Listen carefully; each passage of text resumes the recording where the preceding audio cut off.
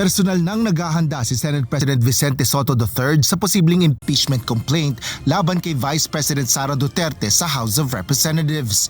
Batay sa panuntunan, kapag umakyat ang naturang kaso sa Senado, tatayo si Sotto hindi lang bilang Senator Judge kundi isa ring presiding officer. Habang sa impeachment proceedings sa Pangulo ay Chief Justice ng Korte Suprema ang tatayong presiding officer at magiging miyembro ng Korte ang Senate President.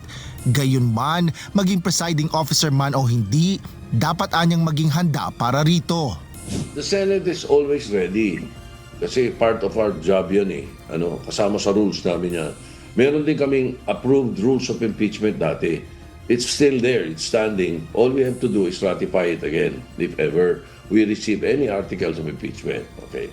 Para sa concern naman, I am being briefed by some justices friends because I would want to concentrate on how to be the presiding officer of an impeachment court pagdating sa rules of evidence at saka sa rules on criminal procedures. Yun ang pinakamahalaga sa impeachment eh.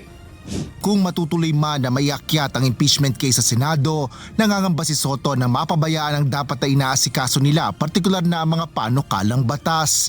Bunsod nito, may plano na rin ito sa schedule ng mga dapat gawin sa Senado sakaling magsabay ang impeachment proceedings. Basta nagkaroon ng impeachment ang karating sa amin, ang isasuggest ko sa aming mga kasama na I'm sure papayag naman sila is pag umaga, Monday, Tuesday, Wednesday, ang Senate legislative work, 9 a.m.